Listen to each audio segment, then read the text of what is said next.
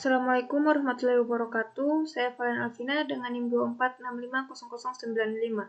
Pada video kali ini saya akan menjelaskan tugas untuk mereview dua jurnal yang 2023 dan 2025.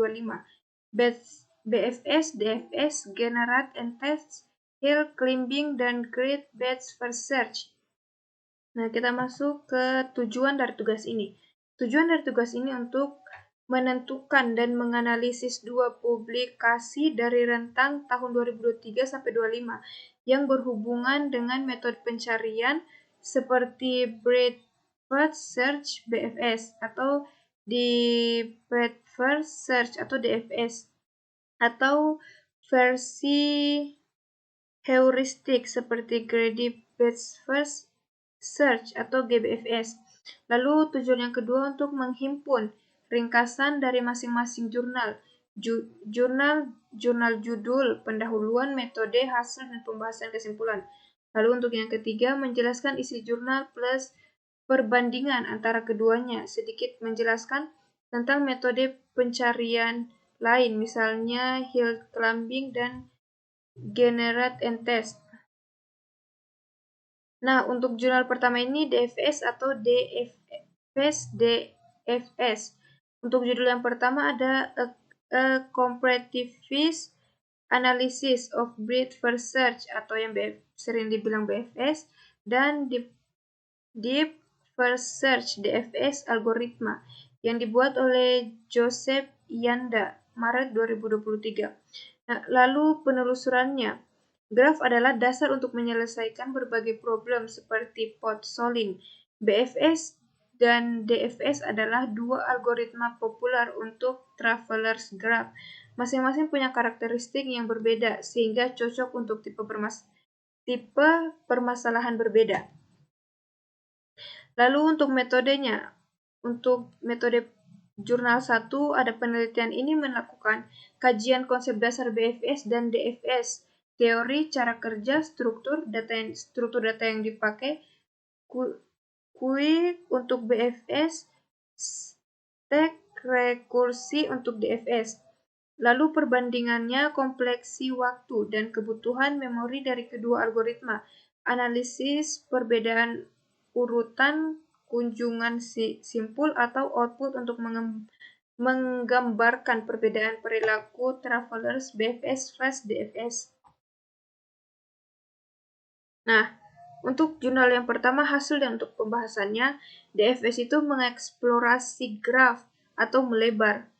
Level demi level, BFS itu mengeksplorasi kedalaman terlebih dahulu, cabang per cabang sampai mendalam.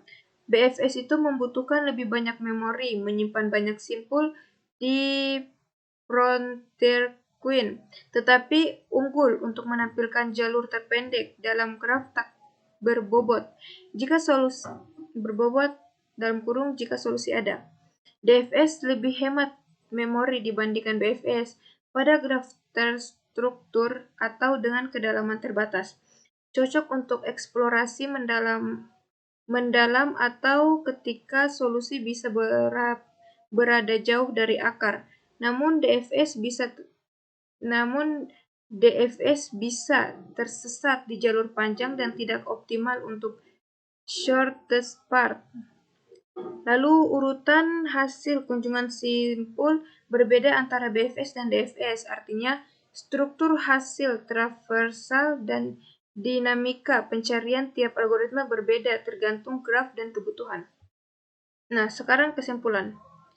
Kesimpulan dari jurnal 1, yang pertama itu pemilihan antara BFS atau DFS sangat tergantung pada tujuan.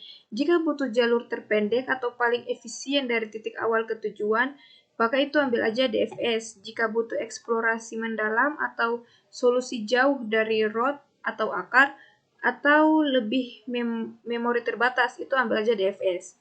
Nah, kedua algoritma fundamental ini tetap relevan dalam banyak domain atau graph travelers, puzzle, pathfinding, analisis struktur, meskipun sederhana. Nah, kita masuk ke jurnal kedua, yaitu GBFS plus pembelajaran heuristik atau ranking.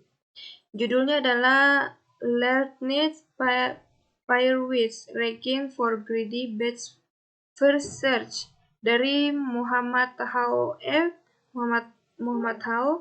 F. Trevisan et al. 2024 ICAPC Workshop. Untuk pendahuluannya, GBFS adalah algoritma pencarian berbasis heuristik, memilih kesimpulan paling menjanjikan berdasarkan fungsi heuristik untuk diekspansi terlebih dahulu. Tapi mendesain heuristik yang baik itu sulit. Pendekatan tradisional berusaha memprediksikan nilai heuristik numerik yang bisa membatasi fleksibilitas dan akurasi. Oleh karena itu, penelitian ini mengusulkan pendekatan alternatif. Alih-alih mempelajari nilai heuristik, mereka mempelajari ranking atau urutan prioritas, simpul-simpul. Lalu untuk metodologi jurnal kedua, dia pertama itu mengembangkan kerangka kerja yang menggunakan metode neural network atau regresi untuk menghasilkan fungsi ranking antar status, bukan heuristik nilai absolut. Nah, dalam data latihan disusun sebagai pasangan status, learning to rank sampai metode belajar untuk memutuskan satu nama status mana lebih menjanjikan daripada memperkirakan jarak ke tujuan secara numerik. Evaluasi dilakukan pada domain perencanaan atau planning. Dari kompetisi perencanaan terbaru untuk mengukur coverage atau kemampuan menemukan solusi, kualitas rencana dan efisiensi dibandingkan pendekatan heuristik tradisional. Nah, hasil dari pembahasan jurnal kedua. Pendekatan ranking secara signifikan meningkatkan coverage atau kelengkapan solusi dari metode neural dibandingkan pendekatan heuristik tradisional tanpa menurunkan kualitas rencana.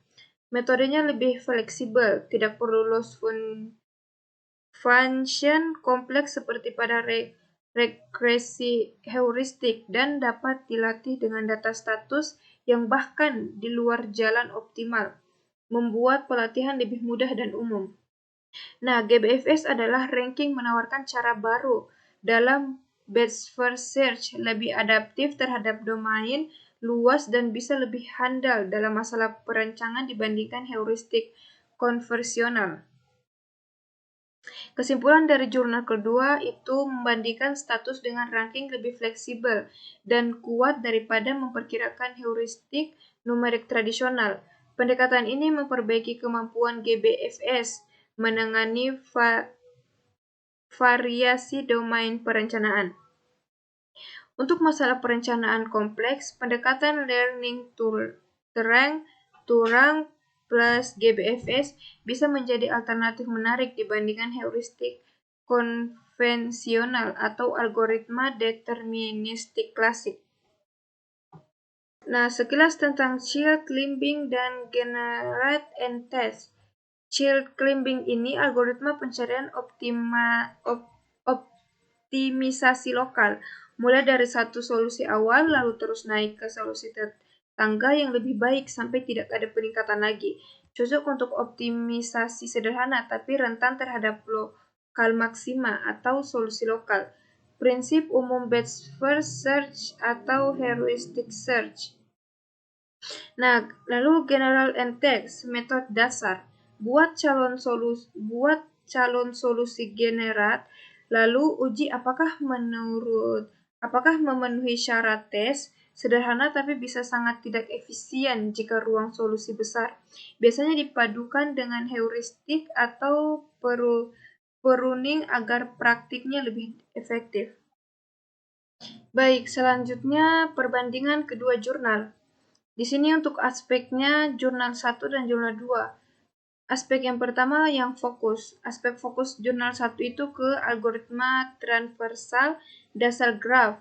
Lalu untuk fokus yang jurnal kedua itu algoritma heuristik canggih, GFS dengan pembelajaran ranking.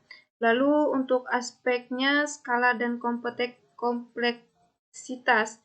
Untuk jurnal 1 itu teoristik atau eksperimen simulasi grafik sederhana. Lalu untuk jurnal yang kedua, experience pada domain perencanaan kompleks dengan model ML. Lalu untuk outputnya, untuk jurnal 1, analisis kelebihan atau kekurangan dasar, kompleksitas, memori, dan output traversal. Lalu untuk jurnal 2, validasi empiris, coverage, kualitas rancangan, efisiensi pencarian. Lalu untuk kontribusinya, untuk jurnal 1, memahami karakteristik dasar, BFS dan DFS. Kapan memilih masing-masing.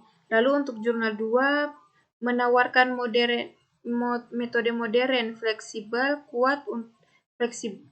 menawarkan metode modern, fleksibel, kuat untuk batch first search di domain nyata. Lalu untuk yang kekurangan atau untuk catatan. Untuk jurnal 1, algoritma klasik bisa tidak efisien di ruang solusi besar, tidak mempertimbangkan heuristik. Lalu untuk jurnal 2, meskipun efisien, butuh data lebih latih dan model ML, solusinya bisa suboptimal bahkan jika cepat. Lalu untuk kesimpulan dari jurnal pertama dan jurnal kedua. Untuk jurnal pertama itu membantu memahami dasar algoritma Traveler's Graph. Penting bila kamu mengerjakan tugas atau program yang melibatkan graf sederhana atau struktur data dasar. Lalu untuk kesimpulan jurnal kedua menunjukkan bagaimana pencarian bisa ditingkatkan dengan pendekatan modern, heuristik plus machine learning. Cocok jika kamu ingin mengerjakan produk AI, perencanaan, atau search di ruang solusi based. Baik, sekian dari saya. Bila banyak kesalahan mohon dimaafkan. Wassalamualaikum warahmatullahi wabarakatuh.